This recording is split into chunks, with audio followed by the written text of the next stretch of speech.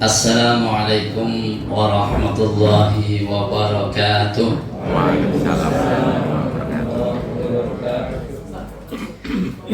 Bismillah, segala puji bagi Allah. Kita memulai segala sesuatu dengan menyebut namanya.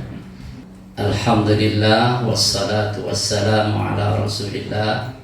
Segala puji bagi Allah, salawat dan salam untuk Rasulnya, wa ala alihi wa sahbihi wa man tabi'a huda, juga untuk keluarganya, para sahabatnya dan semua pengikutnya, termasuk kita di dalamnya. Amin ya rabbal alamin. Para sesepuh yang saya muliakan, yang tidak bisa sebut satu persatu. Ini ada anak muda, Pak Haji Suprapto. Saru Ustaz, orang tua disebut anak muda, tapi istrinya senyum kok. Para bapak dan ibu semuanya yang saya muliakan, yang saya cintai, alhamdulillah saya melihat ini wajah-wajah ahli surga. Amin. Amin.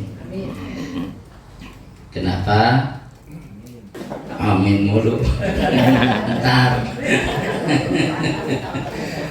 Semoga Allah kabulkan semuanya menjadi ahli surga. Jadi begini, tanda seseorang itu menjadi ahli surga adalah ia beriman.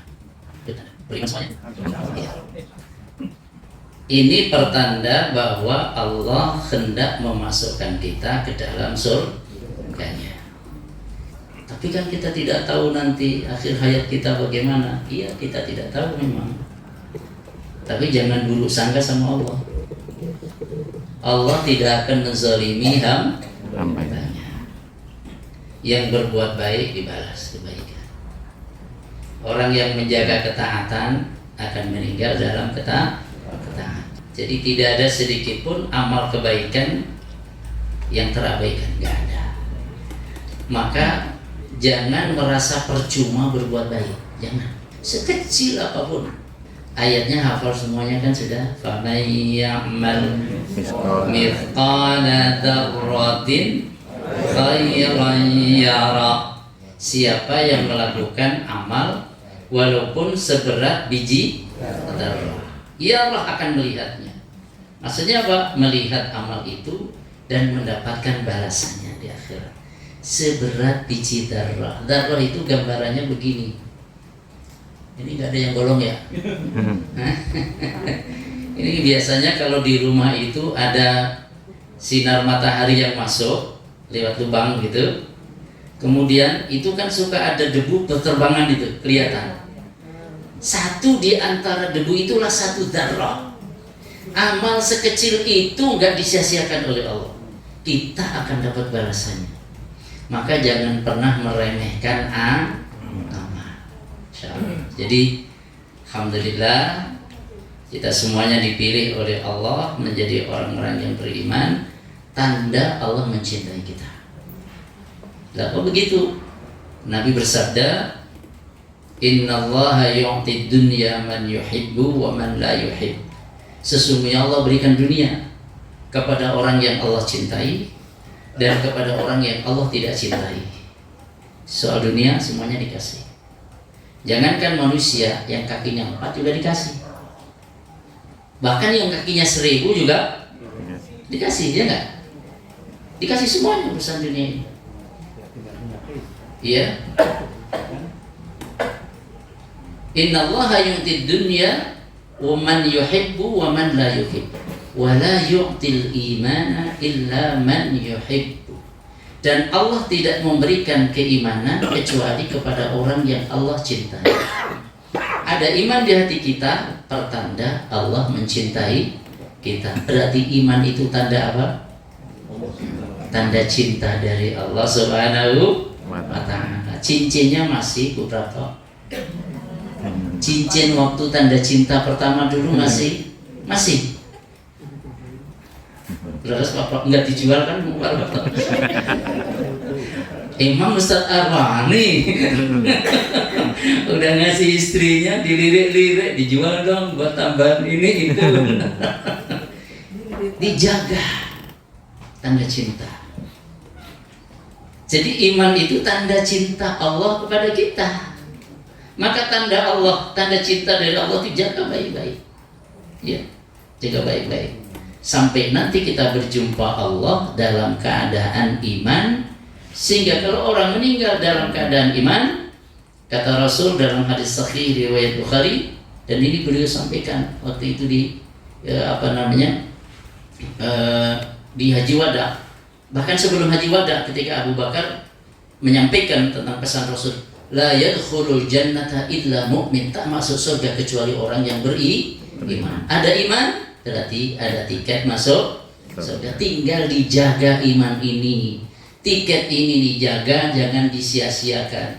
Miftahul jannah la ilaha illallah.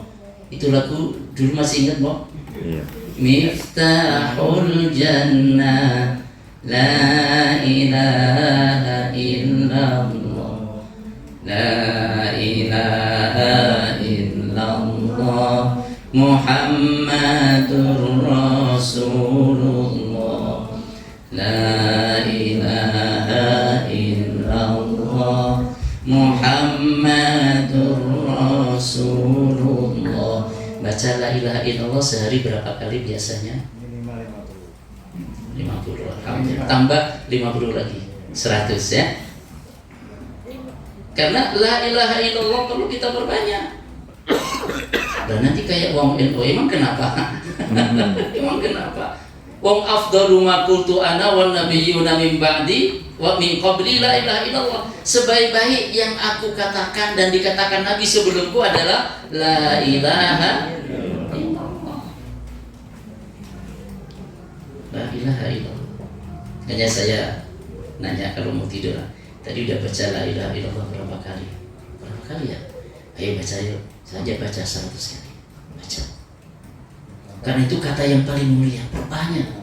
Jadidu imanakum, perbaharui imanmu dengan la ilaha illallah. Indah. Jangan dikira itu amal kecil, itu amal besar. Bahkan semesta alam ini, langit bumi ditimbang dengan la ilaha illallah di dalam timbangan yang lain. Madat bihinna la ilaha illallah. Ini yang lebih berat, la ilaha illallahnya nanti di akhirat. Makanya jangan pernah menyia-nyiakan tauhid. Jaga iman, jaga tauhid, jauhi perbuatan syirik. Gitu. Jadi Allah tidak memberikan keimanan kecuali kepada orang yang dicintainya. Dan iman itu bersumber dari la ilaha illallah Muhammadur Rasulullah. Para Bapak Ibu sekalian yang saya muliakan, ini materinya spesifik. Kayaknya baru kali ini saya ngisi ceramah. Materinya tentang bagaimana seorang muslim menyikapi pemilu, gitu ya? Iya, Masya Allah. Gimana? Kan udah biasa pemilu, Bok.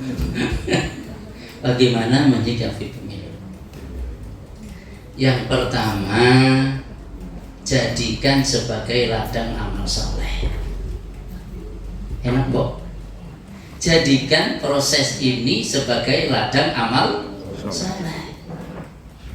Jangan jadikan pemilu itu sebagai ladang tambah dosa, ladang ghibah, ladang gunjing dan lain-lain. Habis setelah amal kita, naudzubillah. Jadikan sebagai ladang amal saleh. Nah, caranya bagaimana? Caranya kita ikut berperan dalam kebaikan. Karena Rasul telah mengatakan setiap muslim itu ra'in, kullukum ra'in. Tiap-tiap kamu itu adalah pemimpin. Cuman kita sering gak ngerasa, ya gak? Ngerasanya yang pemimpin itu Pak Jokowi. Yuk gak salah. Emang Pak Jokowi presiden. Bupatinya siapa sekarang? Banyumas. Apa? Oh, PJS ya? Oh iya, PJS ya. Cilacap juga PJS, saya juga nggak tahu nih. Kemarin perempuan udah diganti. Kalau nggak salah Pak Awaludin sekarang. Ya. Jadi jadikan ini sebagai ladang kita untuk menambah amal saleh. Jadi Rasul mengatakan tiap-tiap kamu itu pemimpin, dan tiap-tiap pemimpin ditanya tentang kepemimpinannya.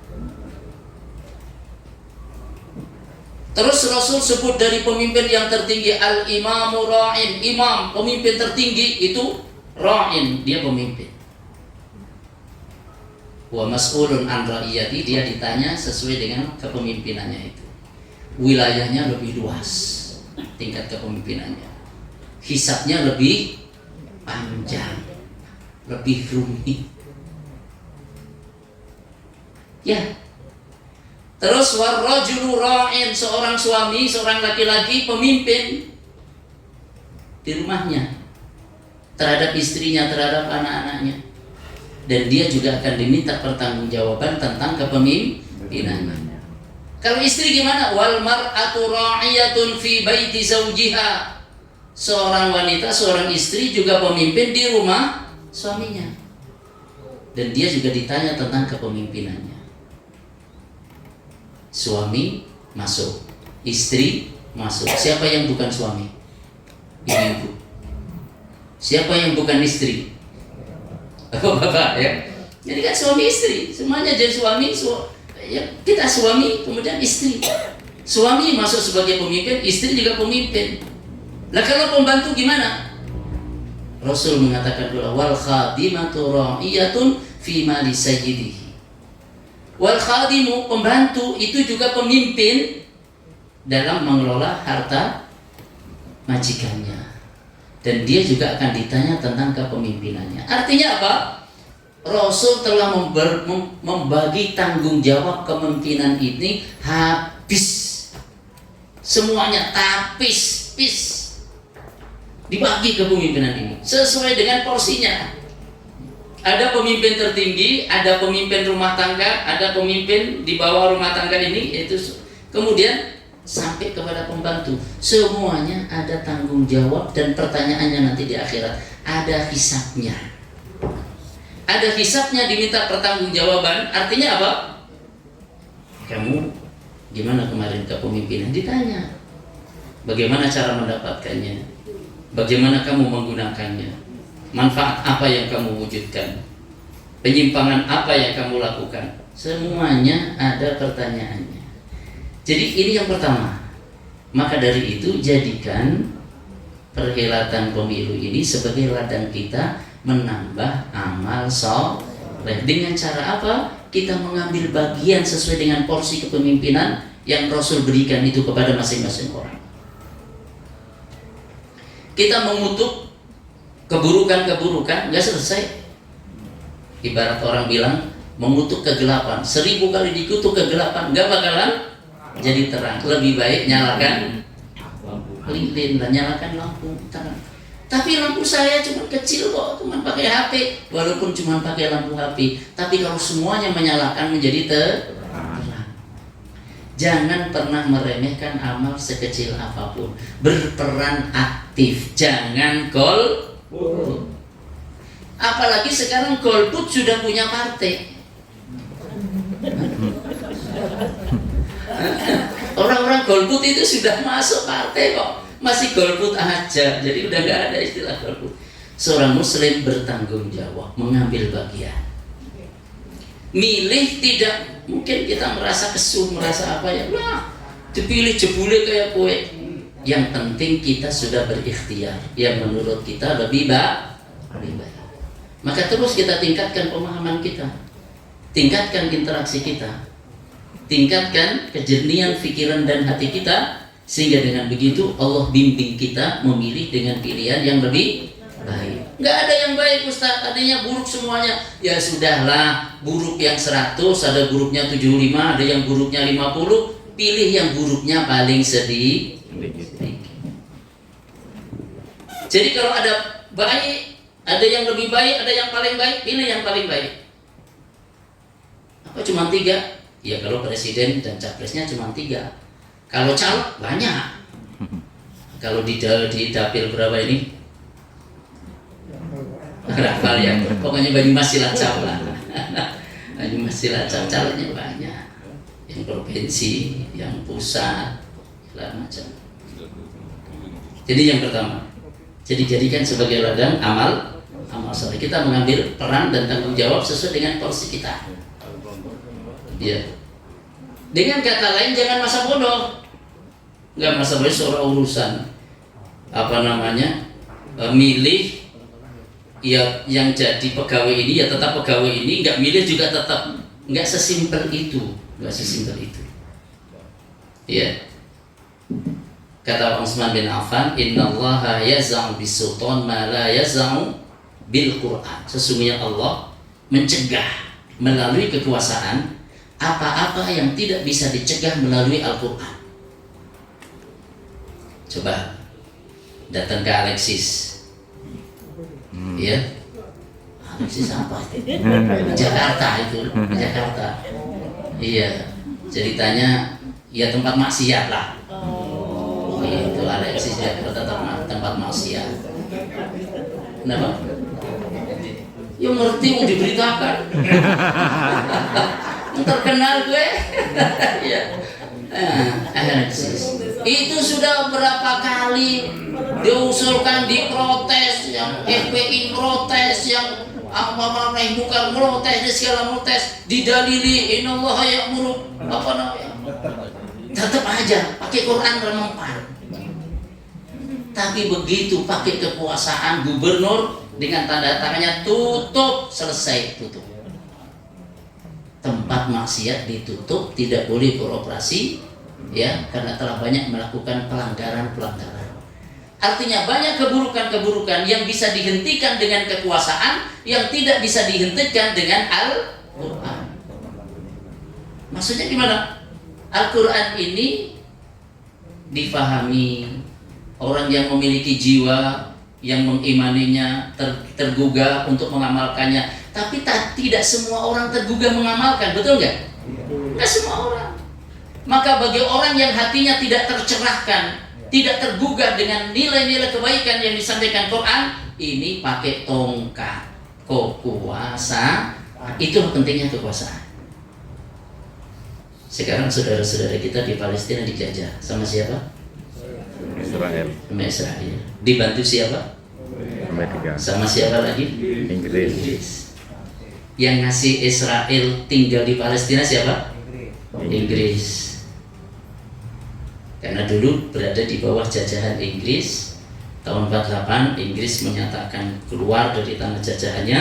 Pada hari yang sama Israel menyatakan negara Palestina di bekas tanah jajahan Inggris. Itu kekuasaan juga. Dan sampai muncul Israel di sana itu prosesnya panjang. Setelah Perang Dunia Pertama, kemudian wilayah-wilayah yang dulu di bawah kepemimpinan kekhalifahan Utsmani kalah perang, akhirnya dicabik-cabik. Jadi proses pertama adalah melalui kekuatan dijajah. Setelah dijajah, dipotong-potong kayak kue. Ini kalau Aljazair untuk siapa? Prancis. Terus Mesir untuk siapa? Dijajah Inggris. Kemudian mana lagi? Yang Italia mana? Aljazair dijajah Italia ya? Aljazair. Prancis ya? Ya, Prancis. Kemudian mana lagi? Tunis? Italia. Dijajah Italia. Jadi dibagi-bagi begitu. Jadi pertama dikuasai, setelah dikuasai dibagi-bagi. Yang dengan dibagi-bagi itu satu sama lain sudah mulai beda. Kalian beda dengan kekuasaan, beda-beda lagi. Sehingga berikutnya adalah di westernisasi, dibaratkan cara memikirnya. Tingkatan ketiga. Tingkatan yang keempat dibuat ketergantungan. Ketergantungan secara militer, ketergantungan secara pendidikan, ketergantungan secara budaya, macam-macam ketergantungan. Setelah proses 4 ini baru yang kelima, nih untuk menjaga ini semuanya, capaian 1-4 diletakkan Israel di sana untuk menjaga kepentingan yang telah berkuasa tadi. Makanya nggak heran kalau kemudian Amerika menyokong habis-habisan karena memang dia yang menempatkan Israel di sana. Itulah kekuasaan.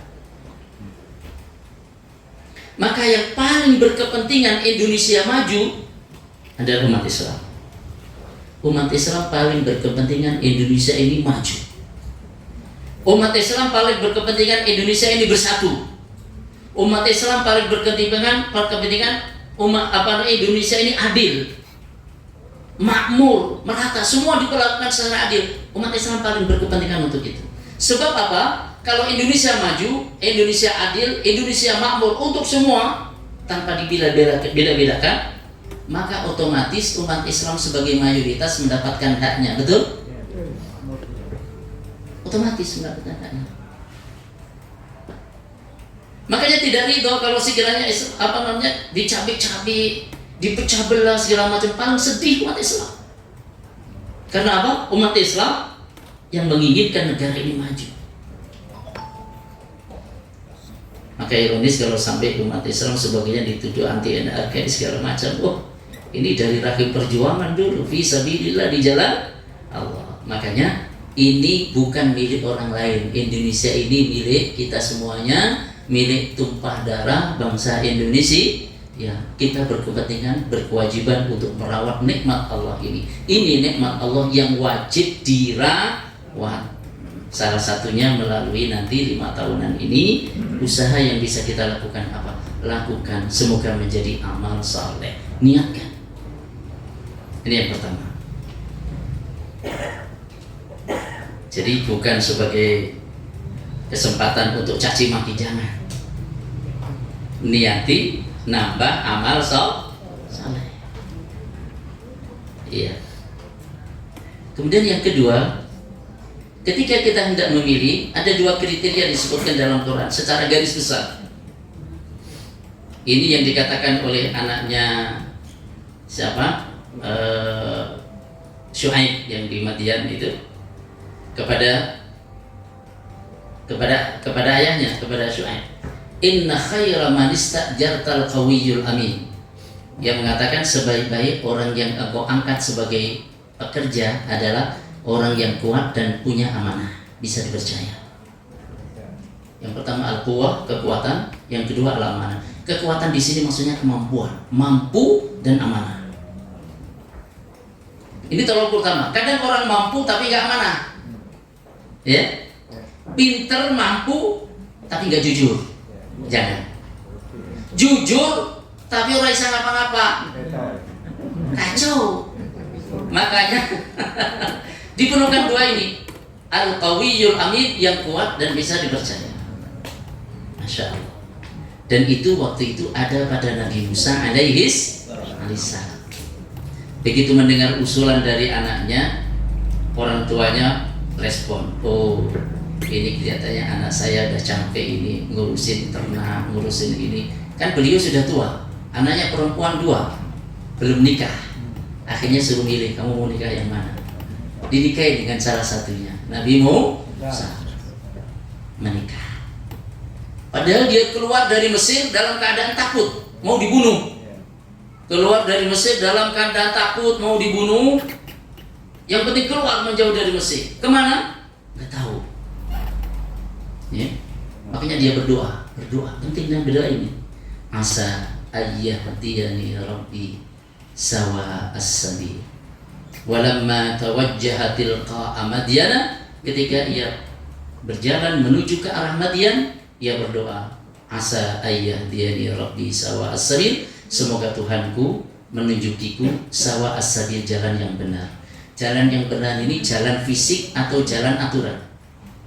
Fisik dan juga aturan juga. Artinya menempuh jalan yang benar menuju ke alamat, ke Madian. Sawa as-sabil. Maka ayat ini juga kalau kita bingung nyari jalan, doanya itu. Asa ayyahdiyani Rabbi sawa as-sabil. Ternyata doanya cesplong. Doa ini cesplong, mustajab.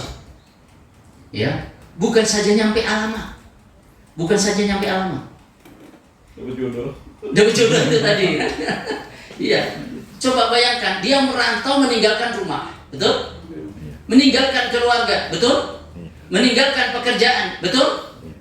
Dalam keadaan takut, tidak aman, betul? 4 nih, nggak aman, nggak ada rumah, nggak ada sanak famili, nggak ada kerjaan. Begitu sudah sampai ketemu sama bapaknya perempuan tadi, mengatakan, ya, najauta minal qaumidz zalimin, engkau udah selamat dari orang-orang yang zalim itu. Artinya tempat ini jauh dari jangkauannya, di luar kekuasaannya sudah. Engkau selamat. Pertama dapat selamat, tuh doanya itu, dapat selamat. Yang kedua dapat apa? Dapat istri, 2. Yang ketiga dapat tempat tinggal, PMI. Pondok mertua? Indah. Yang keempat dapat pekerjaan. Karena mas kawinnya itu adalah engkau mau bekerja selama 8 tahun. Jadi karena dia sudah tua, jadi ternaknya banyak, sehingga kamu saya nikahkan dengan anak saya. Mas kawinnya adalah kamu mengabdi bekerja selama 8 tahun. Kalau mau sempurnakan 10 tahun, itu up to you, terserah kamu. Enak banget ya. Dapat pekerjaan lagi, dapat upah, dapat gaji. Jadi sudah, istri dapat, rumah dapat, kerjaan dapat, gaji dapat, aman. Doanya apa? Asa ayyadiyani Rabbi sawa as-sabab. Ya Allah, itu ayat berapa itu mau saya hafalin? Tanya sama Bu Heri. Anak baru itu, tanggung jawab kayaknya, nyari pokoknya sampai ketemu ayat itu.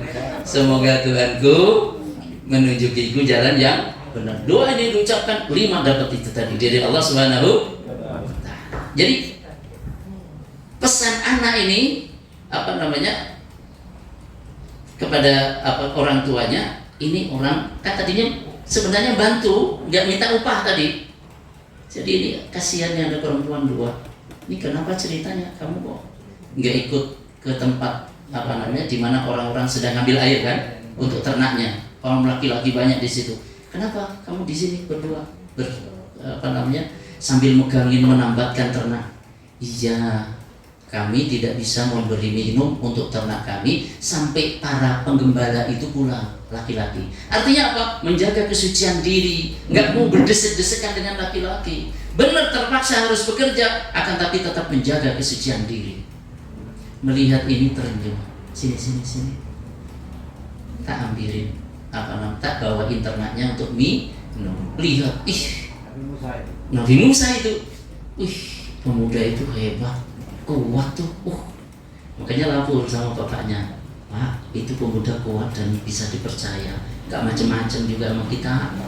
Jujur, itu kalau kau jadikan sebagai pekerja, bagus Pak. Tapi banyak tanggap, yaudah deh saya nikahin sama kamu.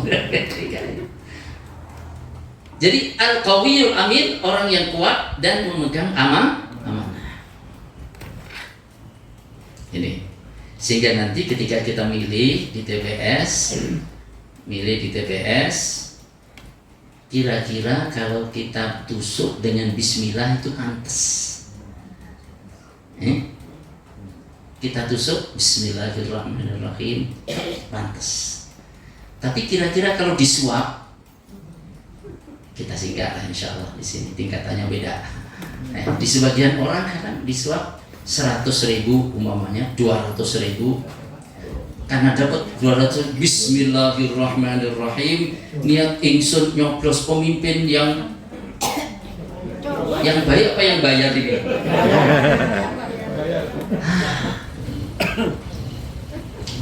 Dan saya tahu di antara para calon itu ada yang tidak kampanye, tidak apa, entar saja, yang penting serangan fajar.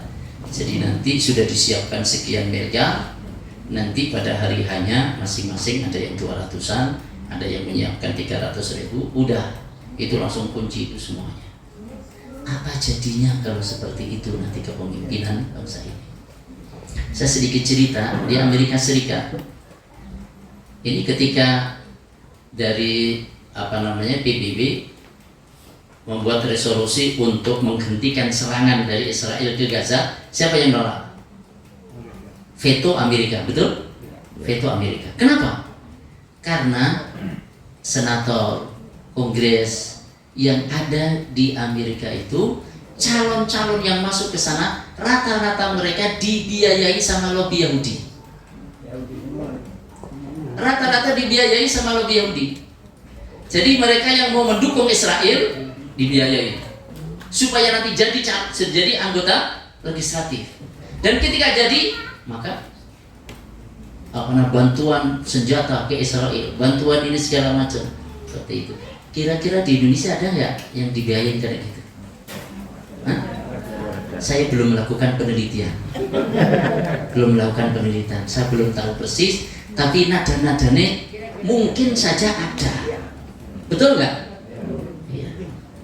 Maka dari itu di sini melihat dengan ilmu pengetahuan, melihat dengan mata hati basirah, melihat dengan interaksi yang ada.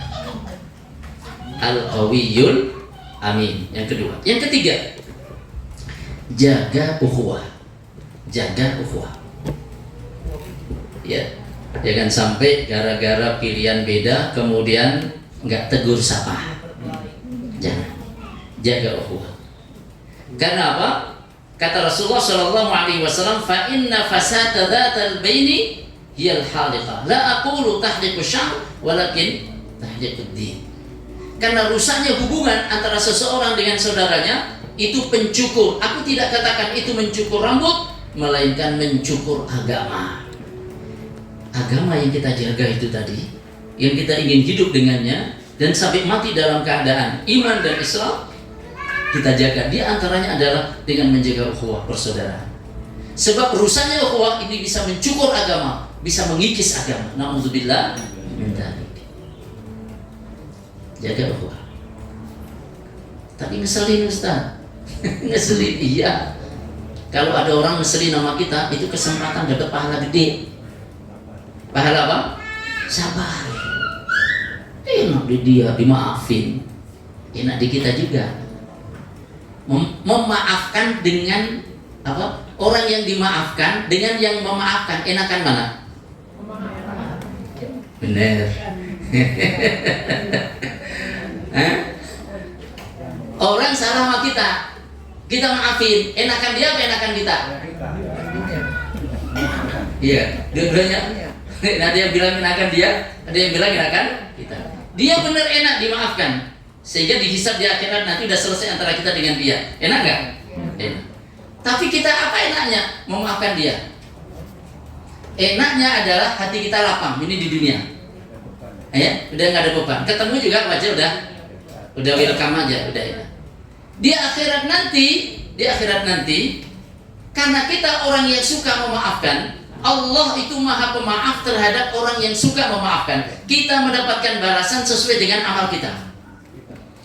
Pemaaf, nanti Allah kasih maaf pada dia. Makanya kan, innallaha afuwun, Allahumma innaka afuwun tuhibbul afwa fa'fu anni. Ya Allah, sesungguhnya Engkau maha pemaaf, tuhibbul afwa, suka memaafkan, fa'fu anni, maafkanlah aku. Man la yaghfir la yughfar lahu. Siapa yang tidak mau memaafkan, maka ia tidak diberi maaf oleh Allah Subhanahu wa taala. Jadi yang lebih enak siapa? Memaafkan itu enak, memaafkan itu indah. Karena pahala dapat apa dong? Enggak dapat apa? Dapat maaf dari Allah, itu yang pertama. Dan pahalanya lebih besar. Apa dalilnya? Faman afa wa aslaha fa ajruhu 'ala Allah. Siapa yang memaafkan dan melakukan perbaikan, maka pahalanya ditanggung Allah. Kalau pahalanya ditanggung Allah, dirahasiakan oleh Allah, Allah lebih tahu betapa besarnya pahala itu. Jadi orang memaafkan itu bukan nggak dapat apa-apa, tapi dapat apa-apa banget. Tapi angel Ustaz. Halo? Angel? Angel apa angel?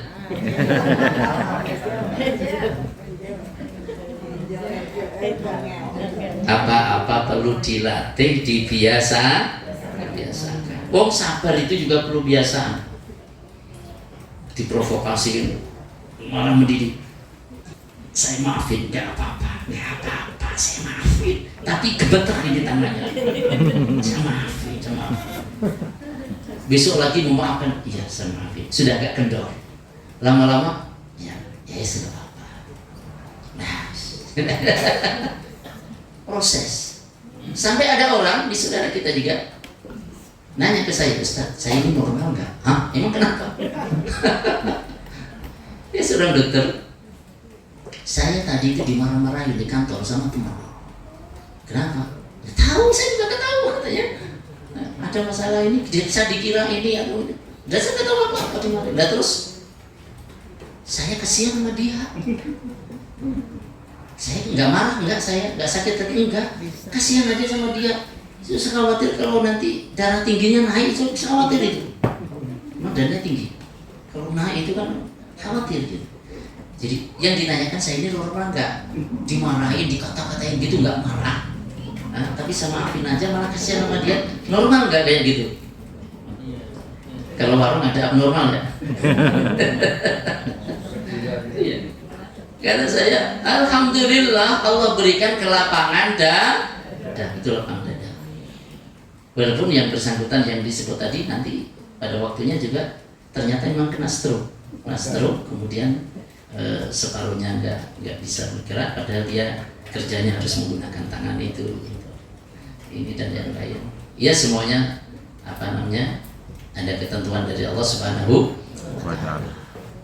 Yang namanya hidup ini ya ada sehat, ada tua, ada mosok nom terus. Ya ada hidup, ada mati. Hanya mati itu kan rahasia Allah Subhanahu. Kita tidak tahu apakah saya belakangan atau bapak dan ibu duluan, atau sebaliknya. Atau sebaliknya. Begitu. Lagian kalau orang hidup terus juga bingung di dunia ini. Ya? Penuh ya. Umpamanya mohon maaf, Pak Haji Suprapto ini umurnya 2 tahun lagi 80. Padahal sebenarnya sekarang umurnya sudah 81. Tapi gak nyadar beliau. 81 umur jenengan. Sekarang ini nada-nada aja itu. Maksudnya 81 berdasarkan kalender Hijri. Ya. Nabi Muhammad umur 63 itu kalender Hijriah. Jadi setahun kalender yang Masehi itu dengan kalender Hijriah selisih kurang lebih 11 hari. 11 hari kali 78 berapa? Kemudian dibagi 354 atau 55. Itu jadinya ya kurang lebih sekarang 81. Jadi kalau Bapak ditanya umur berapa? 81. Kata KTP 78, kata Ustaz Arwani 81. Jadi Nabi Muhammad umur 63 tahun itu kalender Hijriah. Saya sekarang kalau kalender Masehi 61. Tapi kalau kalender Hijriah saya sudah 63, sudah waktunya. Sudah waktunya Nabi Muhammad waktu itu wafat. Adapun saya nggak tahu, sudah dikasih umur sampai panjang gini juga nggak nyangka saya, nggak nyangka. Kira udah mati waktu tahun 2000 dulu. Iya, nggak nyangka. Saya baik sangka aja sama Allah, ya Allah mau diambil ya ini. Bisa pada renung balik kole. Masya Allah, makanya saya masih ingat Bapak Ibu kunjung waktu itu, Masya Allah, nengok yang nggak sempat ketemu, ada yang nulis catatan dan ternyata tulisan-tulisan itu terkena. Ada yang menulis kataballahu laka al-ajra was-sabra wal ajr, semoga Allah menulis untukmu kesabaran dan pahala. Ada yang nulis pakai bahasa Inggris juga. I don't know what to say, but I know and believe that Allah loves every mu'min. Oh gitu. Indah sekali ini. Yang ngasih itu orang Purwokerto. Udah lama saya nggak ketemu ini. Masya Allah. Jadi saya tidak tahu apa yang harus saya katakan. Karena nasihat Ustaz aku betul. Tapi saya tahu bahwa Allah itu mencintai dan yakin Allah itu mencintai setiap orang yang beriman. Jadi yang ketiga, jaga ukhuwah. tugas kita adalah mengkomunikasikan kebaikan yang kita yakini.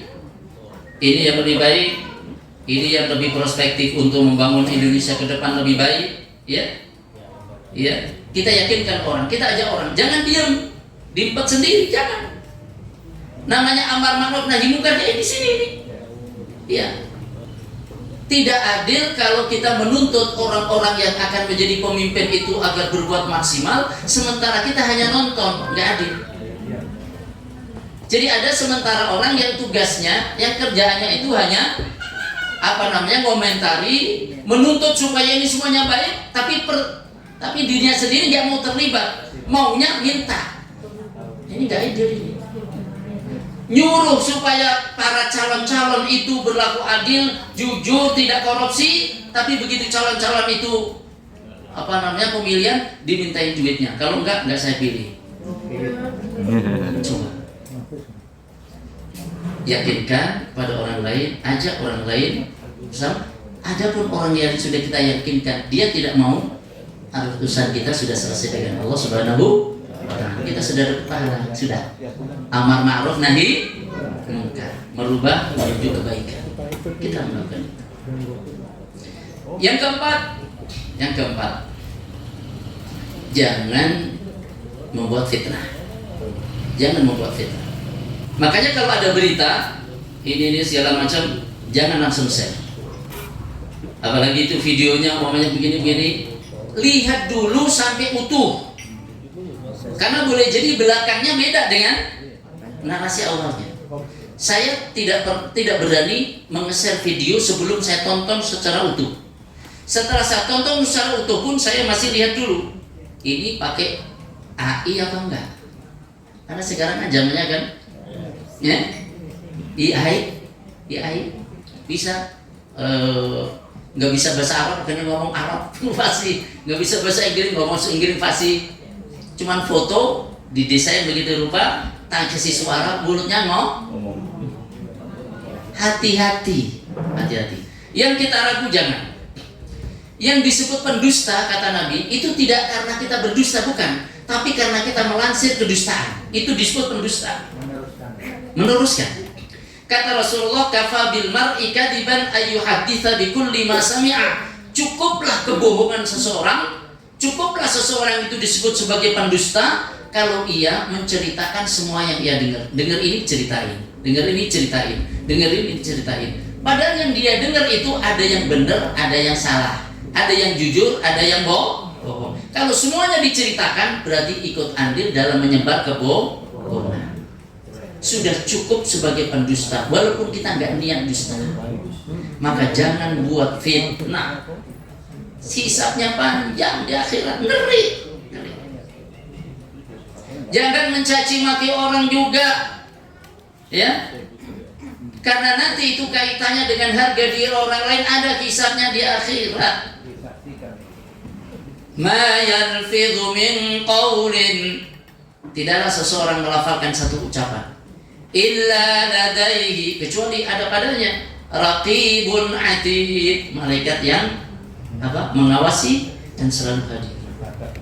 Setiap perkataan kita ini ada catatannya. Kalau ibu-ibu katanya setiap hari itu mau produk sampai 7.000 ya, 7.000 kata. Kalau bapak-bapak antara 3.000 sampai 4.000. Biasanya ibu-ibu kata-katanya lebih banyak, bapak-bapak biasanya lebih irit. Walaupun ada sebagian bapak-bapak yang mungkin lebih banyak juga dari ibu, ada tapi jarang. Iya, karena ibunya diem, sehingga mau nggak mau akhirnya jadi yang bapak cerewet. Iya, kurang. Coba kalau setiap kata-kata itu jadi amal soleh, cakep nggak? 4.000 amal, 4.000 kata, 4.000 amal soleh. 7.000 kata, 7.000 amal soleh, cakep itu. Kuncinya apa?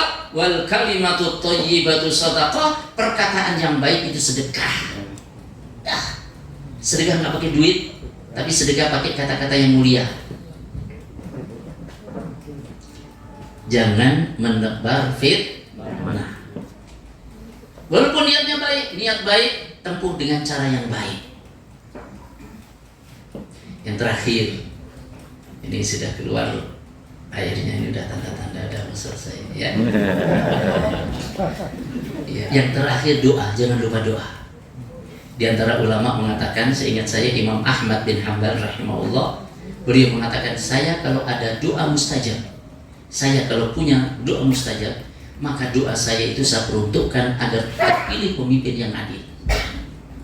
Jadi kalau saya punya satu saja doa mustajab, maka satu doa itu adalah bukan untuk ya Allah karuni anak yang soleh, bukan. Pemimpin yang adil. Karena apa? Pemimpin yang adil manfaatnya luas. Luas. Ya.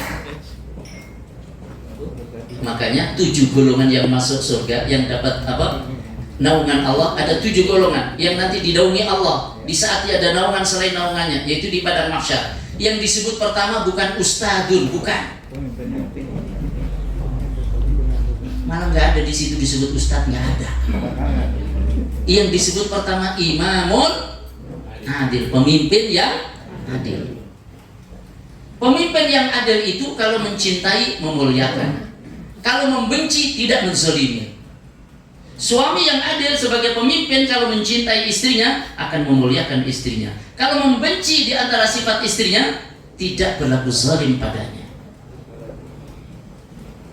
Ini kalau pemimpin tidak adil, yang dibenci kemudian disingkirkan semuanya, atau kemudian dijauhkan semuanya dari hak-hak yang seharusnya menjadi miliknya, kacau. Maka Quran mengatakan wala yajrimannakum syana'anu qaumin ala an la ta'dilu.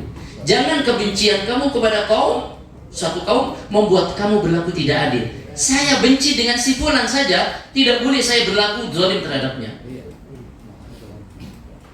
Itu Al-Quran. Pemimpin yang adil walaupun membenci kepada sejumlah orang karena perilaku, tidak boleh kemudian berlaku zalim kepadanya.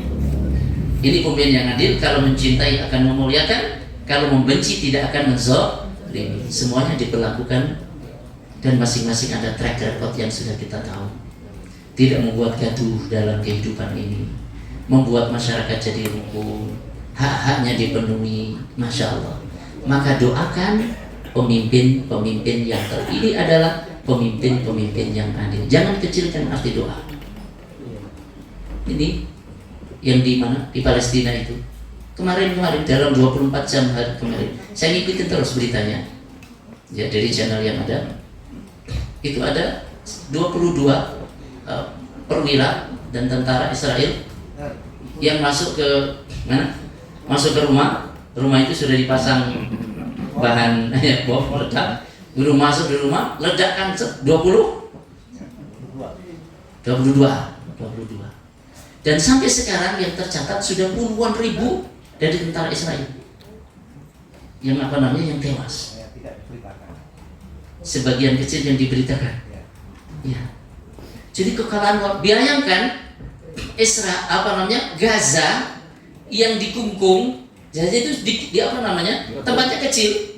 Kesananya itu kurang lebih 13 meter, kesananya berapa? Sekitar 50-an meter, kilometer ya. Sama kilometer. Iya. Kemudian dikelilingi tembok, kedalamannya berapa meter, ketinggiannya berapa meter supaya nggak bisa nyebrang. Dikilung. Bahan-bahan ini dipersulit segala macam. Akan tetapi dari tempat yang seperti itu bisa berhadapan dengan pasukan Zionis dan sampai sekarang belum terlumpuhkan dan tidak akan terlumpuhkan dengan izin Allah Subhanahu wa taala, bahkan sebaliknya. Allah telah berikan kemenangan kepada pasukan. Karena pasukan perjuangan ini tidak bisa dilumpuhkan, akhirnya Israel membabi buta, membunuh anak-anak, membunuh wanita, kemudian rumah dihancurkan segala macam. Luar biasa. Ini tidak lepas dari doa jenengan semuanya, doa kita semuanya. Makanya santri-santri juga habis sholat, setiap habis sholat doa, doa. Kita buatkan teksnya doa. Kita tidak tahu mana. Berhadapan dengan siapa? Israel. Berhadapan dengan siapa? Superpower Amerika. Dibantu siapa? Inggris. Eropa bantu. Berhadapan dengan siapa? Gaza. Ini hikmahnya, negara-negara Arab gak bantu militernya. Ini hikmahnya.